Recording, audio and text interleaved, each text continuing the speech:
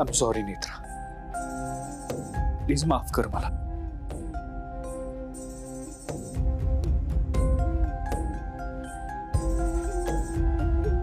साहेब, काय बोलताय तुम्ही? नेत्रा, आता माझ्यापासून लांब कुठेही जाऊ देणार नाहीये मी तुला. ही रूम तुझी आहे, हे घर तुझं आहे, ही फॅमिली तुझी आहे, मी तुझा आहे.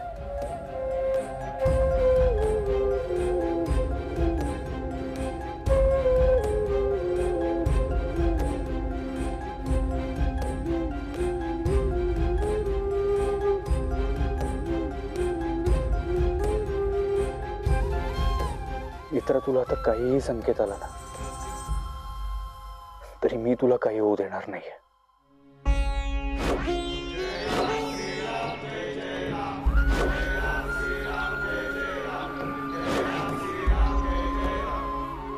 आता जे काही होईल ते आपल्या दोघांचं होईल. मलाही बघायचंच आहे तो कोण कुठला मृत्यू त्याचा कसा निभाव लागतो आमच्या प्रेमासमोर. ते आजपासून नेत्रा आणि मृत्यूच्या मध्ये मी उभा असेल, तिचं रक्षा कवच म्हणून.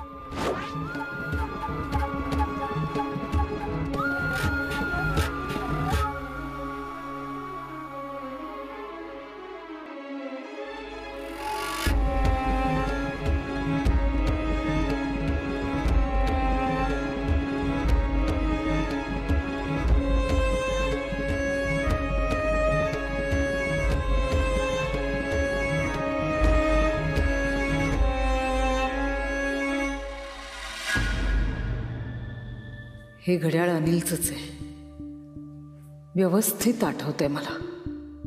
पण अनिल गेल्यानंतर त्यांचं सगळं सामान जाळलं होतं मी. सगळ्या सामानाची विल्हेवाट लावली होती. मग हे घड्याळ बंटीच्या घरात कसं आलं? की अनिलनेच दिलं होतं बंटीला कधी?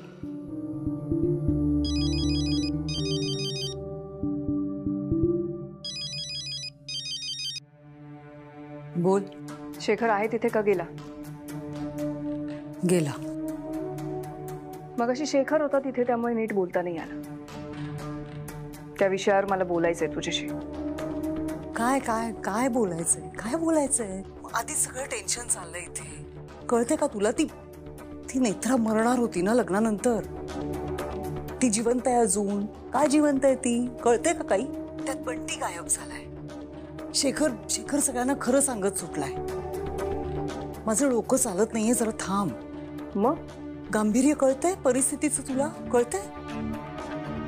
हे बघ, आता तूच जरा मला सुचव काय करायचं ते, आणि तूही जरा बघ काय करता येईल ते. तू शेखरला ब्लॅकमेल करून पैसे घेतलेस तेव्हा मला विचारलं नव्हतंस, आणि आता जेव्हा शेखर तुला ब्लॅकमेल करतोय तेव्हा तू काय करायचं हेही मला विचारू नकोस. ठीक आहे, बघते माझं. फोन ठेवू नकोस. बोल. मला बोलायचंय तुझ्याशी. खाली आहे. नाही आत्ता नाही जमणार मला. रुपाली ऐक, माझी मनस्थितीच नाहीये आत्ता बोलायची, कळलं का? जर हे शेखरचं पण काय करायचं ते बघते, जरा डोक्यात ठरवते, मग बोलूया आपण. हां,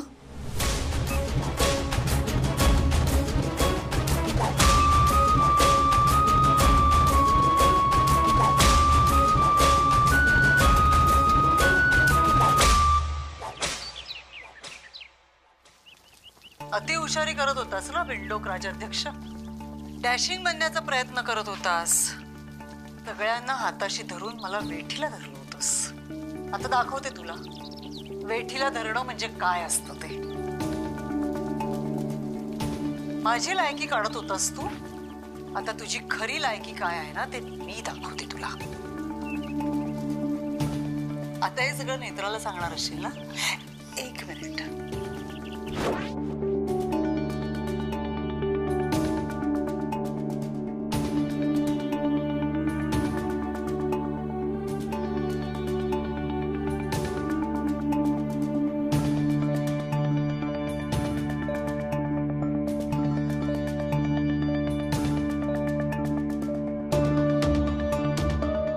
14 करोड रुपये. साहेब, हा खूप मोठा पुरावा आहे आपल्याकडे. आपण हे दाखवलं पाहिजे अद्वैत साहेबांना. हीच योग्य वेळ आहे. मी हे त्यावेळेलाही दाखवू शकलो असतो. तेव्हा माझ्या हात दगडाखाली होते. रुपाली मला कोणत्या कारणासाठी का ब्लॅकमेल करते हे मी कोणाला सांगू शकत नव्हतो. पण आता परिस्थिती बदलली आहे. आता मी सगळ्यांसमोर सगळंच कबूल केलंय. त्यामुळे रुपाली आता चांगलीच अडकली आहे. या पुराव्यामुळे तिचं सत्य सगळ्यांसमोर येईल. अद्वैतलाही कळेल त्याची लाडकी आई रुपाली म्हात्रे किती खालच्या पातळीला जाऊ शकते ते. म्हणजे मग आता आपण दाखवू शकतो ना हे सगळ्यांना. हे दाखवू शकतो, पण आता न दाखवण्यामागे माझी काही अडीच कारणं आहेत. अडीच कारण म्हणजे? म्हणजे पहिलं कारण, तू आणि अद्वैतचं नातं आता कुठे जुळायला लागलंय. तुमच्यात आता कुठे सगळं सुरळीत व्हायला लागलंय. अद्वैत खुश आहे. तो तुझ्यावर जीवापाड प्रेम करतो. आणि आज त्याने जे काही ठरवलंय त्यासाठी मला त्याला पुन्हा निगेटिव्हिटीकडे ढकलायचं नाहीये. दुसरं कारण, हे सत्य समोर येते म्हटल्यावरती रुपाली नेहमीप्रमाणे इमोशनल ड्रामा करणार, अद्वैतचा विश्वास संपादन करण्याचा प्रयत्न करणार आणि अद्वैती तिच्यावरती विश्वास ठेवणार. मला त्याचीच भीती वाटते. आणि हा पुरावा इतकाही स्ट्रॉंग नाहीये की आपण हे सगळं सिद्ध करू शकतो. आणि शेवटचं अर्धवट कारण म्हणजे आजवर रुपालीने मला खूप त्रास दिलाय. तुम्ही कोणी नोटीस केलं नसेल, पण आमच्या बेडरूम मध्ये 4 भिंतीच्या आड ती माझ्याशी वाटेल तसं वागते, वाटेल ते बोलते, खूप त्रास देते. पण आता परिस्थिती बदलली. आता मला तिच्या सगळ्या गोष्टी बाहेर काढायच्या आणि त्याकरता मी पुरावे गोळा करतोय. पण साहेब, तुम्ही जे काही कराल ते जपून करा. नाही तर तू नको लक्ष घालू या सगळ्यात. तू नको विचार करू. मी बघतो काय करायचं ते. हे बघ, आता जे काही घडलंय ना, त्यामुळे रुपाली मला त्रास देण्याचा विचार सुद्धा करू शकत नाही. तू नको काळजी करू. मी बघतो काय करायचं ते. तू माझ्या अद्वैतचं आयुष्य सुखानं भरून टाक. आता अद्वैत जे काही वागलाय ना, एक बाप म्हणून मला त्याचा अभिमान वाटतो. आणि तुला आता काळजी करण्याची गरज नाही. तुझ्या हक्काचा बॉडीगार्ड आहे तुझ्यासोबत. सुखानं संसार कर. मीही बघतो माझा आणि रुपालीचा संसार कसा बहरतोय ते.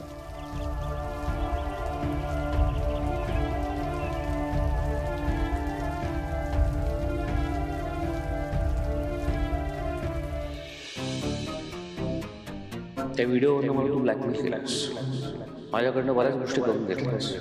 पण आता तू स्वतः हे सगळं अद्वैतला जाऊन सांगायचं की तू मला कसं ब्लॅकमेल केलास. अद्वैत समोर सगळ्या गोष्टी तू कबूल करायच्यास. नाहीतर मग मला जे करायचं ते मी करीनच आणि ते तुला महागात पडेल.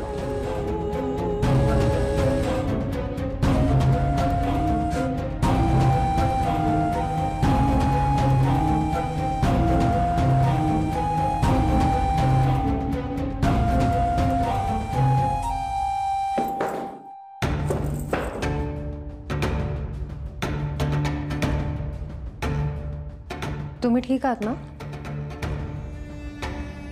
ठणठणीत आहे मी. तू आणि शेखरने मला कितीही पाडण्याचा प्रयत्न केला ना, तरी पडणार नाही मी.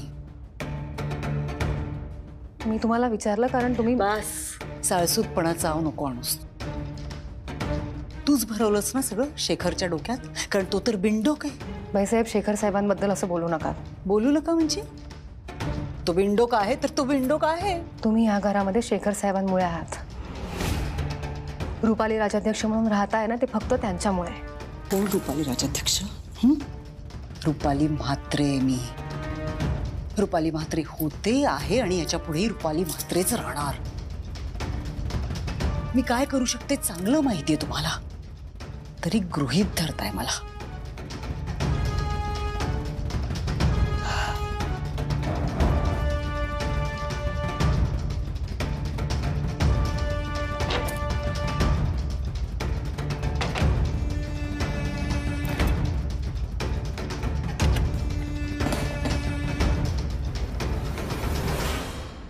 शहाणपणा करू नकोस तू. या घरातूनच नाही, कधी या जगातून नाहीशी करेन ना तुझं, तुला सुद्धा कळणार नाही. मला काही होणार नाहीये. ऐकलत ना आज? आता अद्वैत साहेब माझं रक्षा कवचाच, आणि ते मला काही होऊ देणार नाहीत. बघते ना किती दिवस चालतायत नाटकं. मी तुला आणि शेखर राजाध्यक्षाला अद्दल घडवली ना, तर नावाची रुपाली मात्रे नाही मी.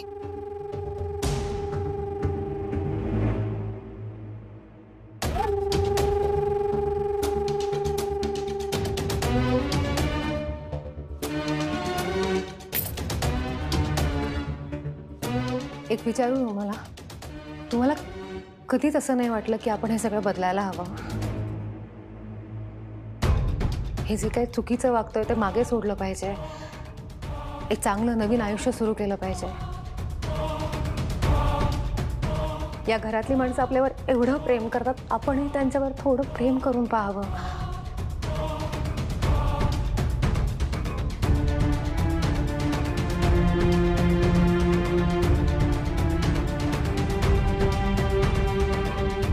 बाईसाहेब, प्रेमाच्या बदल्यात ना नेहमी प्रेमच मिळतं. एकदा प्रयत्न तरी करून पहा. तुम्ही बघताय ना अद्वैत साहेबांचं किती प्रेम आहे तुमच्यावर.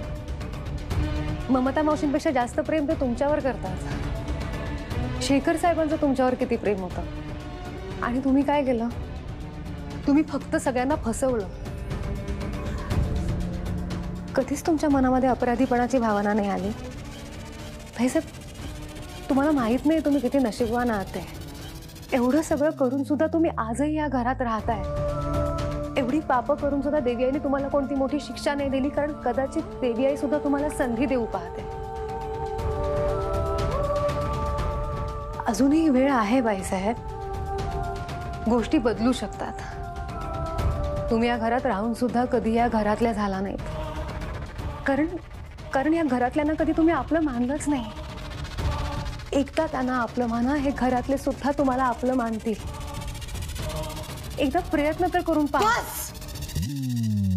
बस झालं. एक डाव काय तुमच्या बाजूने फिरला, तुम्हाला असं वाटायला लागलं की तुम्ही जिंकलात. जिंकला नाही आहात तुम्ही. आणि पुन्हा भाषणबाजी करू नकोस. गुन्हे स्वीकारा, क्षमा मागा, सगळे क्षमा करतील, देवी क्षमा करेल. पाप पुण्य, असत्य असत्याची लढाई पास. बोल काही, पण एक गोष्ट लक्षात ठेव, पश्चाताप तुम्हाला करावा लागणार आहे.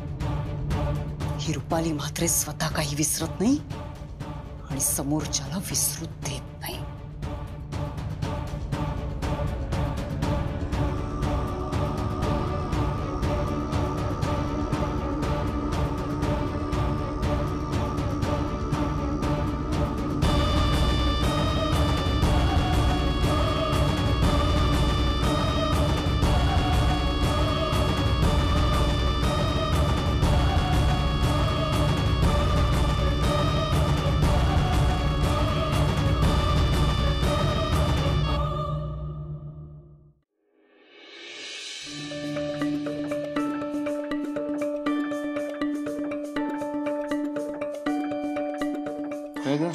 ग्लास आणि आईस आणायला सांगितलं होतं. कुठे?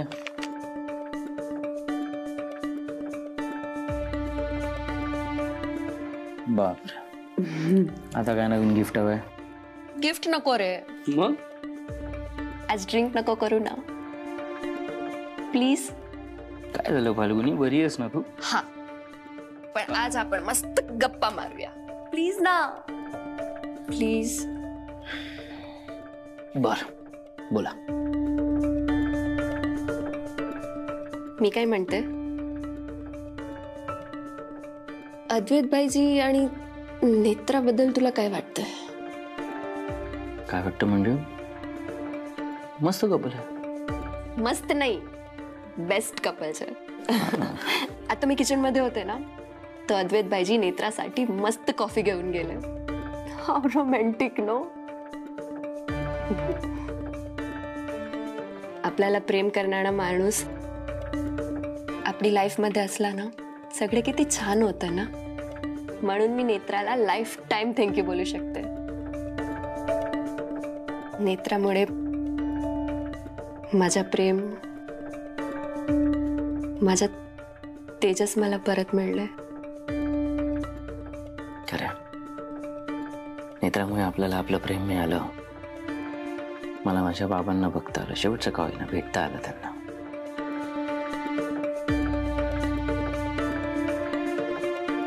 पण तेजस, लग्नानंतर नेत्राचा मृत्यू. फाल्गुनी, हे बघ, काही गोष्टींची उत्तरं ना आपल्याकडेच काय कोणाकडेच नसतात. आणि काही प्रश्न तर समजण्या पलीकडचे असतात. पण नेत्राला काही व्हायला नको तेजस. मी नेत्राशिवाय हे घर इमॅजिनच नाही करू शकत. तू निगेटिव्ह विचार नको करूस फाल्गुनी. फाल्गुनी, काही होणार नाही, नको काळजी करूस. अद्वैत काय म्हणाले, तो नेत्राचं रक्षा कवच आहे, ओके नाही? तो काही होऊ देणार नाही तिला. नको टेन्शन घेऊस, नको काळजी करूस.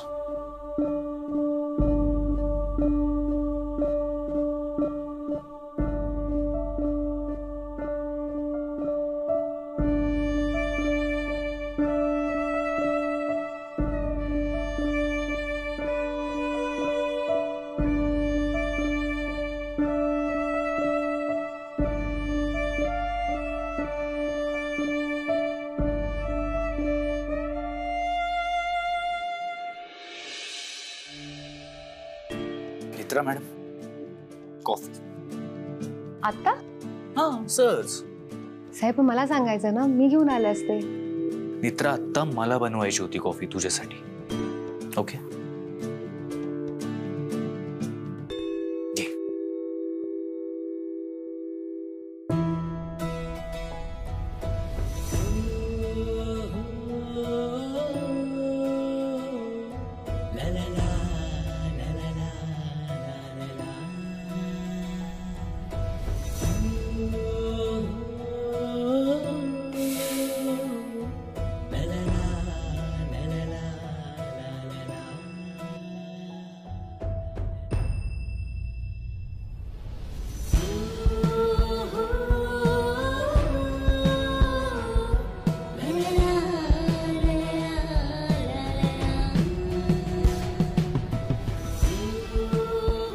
Netra, I am really sorry.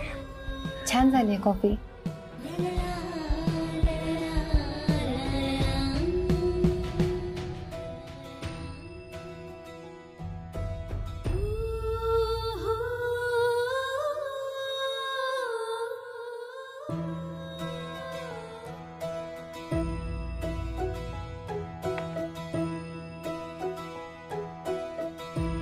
कुठे निघालीस? कप ठेवून येते खाली. नेत्रा, गेले 2 दिवस मी खरंच खूप वाईट वागलोय तुझ्याशी.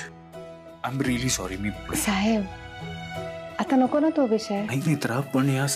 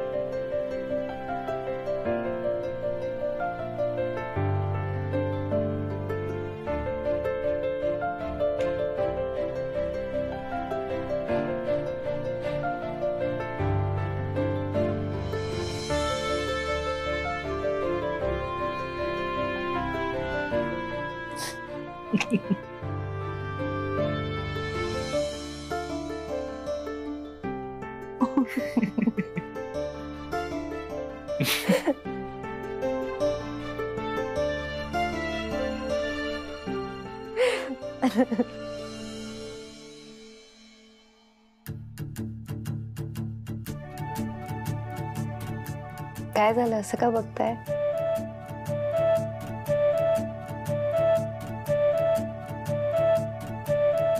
नेत्रा, मला तुला आयुष्यभर असंच हसताना पाहायचंय.